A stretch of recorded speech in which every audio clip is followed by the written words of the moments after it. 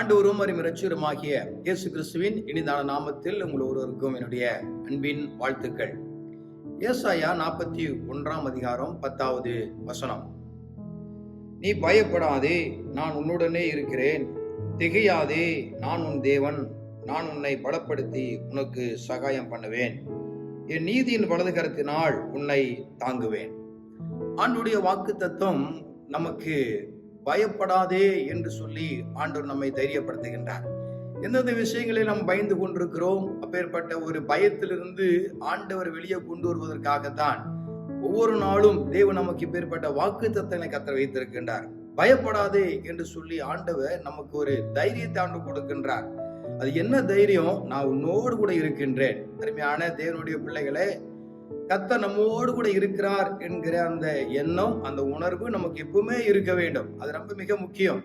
அப்படி இருக்கும் பொழுது கண்டிப்பாக நம்ம பயப்பட மாட்டோம். ஏனென்று சொன்னால் தேவன் நமக்கு முதலாவதாகவே நமக்கு ஒரு வாக்குத்தத்தத்தை கொடுத்திருக்கிறார். பயப்படாதே அப்படின்னு சொல்லிட்டார் ஆண்டவர். அந்த பயத்தெல்லாம் நீங்குவதற்கு நாம செய்ய வேண்டிய காரியம், தேவன் என்னோடு கூட இருக்கிறார் அப்படிங்கிறத நம்ம நினைவில் கொள்ள வேண்டும். அதை நம்ம பிராக்டிக்கலாக நம்ம யோசித்து நம்ம செயல்பட வேண்டும்.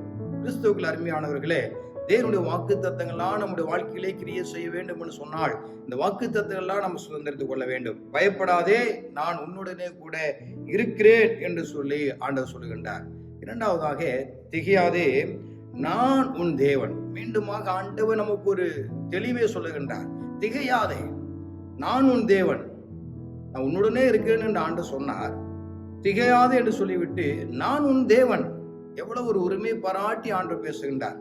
அந்த உரிமையை நாம் எடுத்துக்கொள்ள வேண்டும். ஆண்டவரே, நீர் என்னுடைய தேவன் என்று சொல்லி நாம திகைக்காமல் இருக்க வேண்டும். மூன்றாவதாக, நான் உன்னை பலப்படுத்தி உனக்கு சகாயம் பண்ணுவேன். நான் உனக்கு செய்ய வேண்டிய காரியங்கள்லாம் மிக நேர்த்தியாக நான் செய்வேன் என்று ஆண்டவர் சொல்லுகின்றார்.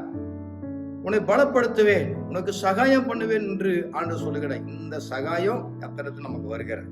ஆக அருமையானவர்களே, நமக்கு வேறு எங்கேயாவது இருந்து சகாயம் வரும், ஒத்தாசை வரும் என்றெல்லாம் நம்ம யோசிக்க கூடாது.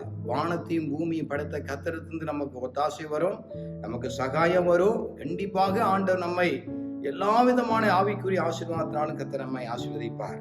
நான்காவதாக, என் நீதியின் வலது கரத்தினாலே நான் உன்னை தாங்குவேன். ஆண்டவருடைய வாக்கு தத்தங்கள் நம்மை தாங்குகிறவர், நம்மை ஏந்துகிறவர், நம்மை சுமக்கிறவர், நம்மை பாதுகாக்கிறவர், நம்ம எல்லாதமான தீங்கிலிருந்து தப்பி வைக்கிற ஒரு ஆண்டவராக அவர் இருக்கின்றார்.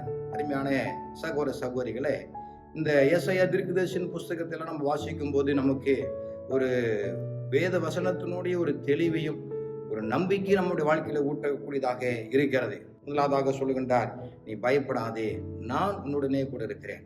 எப்பொழுதெல்லாம் அவர் நம்மோடு கூட இருக்கிறார், எல்லா சூழ்நிலையும் கர்த்தர் நம்மோடு கூட இருக்கின்றார்.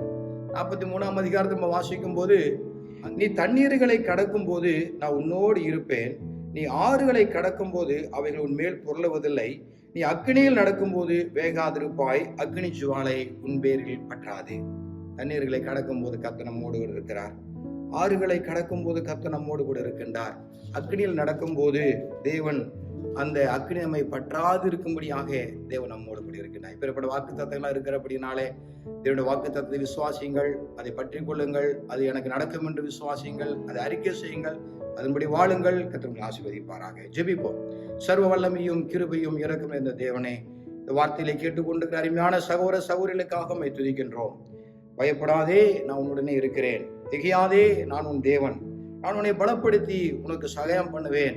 என் நீதியின் வலது கரத்தினாலே உன்னை தாங்குவேன் என்று சொல்லி எங்களுக்கு இப்பேற்பட்ட வாக்கு தத்தங்களை கொடுத்துக்கிறீர். இந்த வாக்கு தத்தங்களால் அதை கேட்கிற ஒவ்வொருடைய வாழ்க்கையிலே அது கிரியை செய்யட்டும். உடைய பிள்ளைகளை நாங்கள் உள்ளத்தின் ஆழத்திலிருந்து வாழ்த்தி ஆசீர்வதிக்கிறோம்.